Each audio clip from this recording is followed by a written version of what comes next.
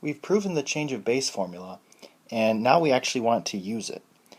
So the directions say, use the change of base formula to evaluate the logarithm and round the answer to 3 decimal places. So number 36 says log base 5 of 18.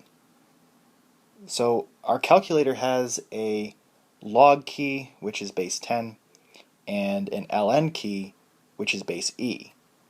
It does not have a base 5 logarithm key. So this is where the change of base formula comes into play. So I can rewrite log base 5 of 18 as log base 10 of 18 divided by log base 10 of 5.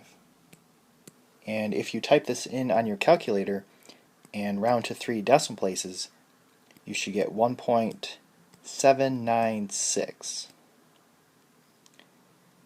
Now, if you wanted to, you could have used base e. So you could have typed ln of 18 divided by ln of 5, and you would get the same number.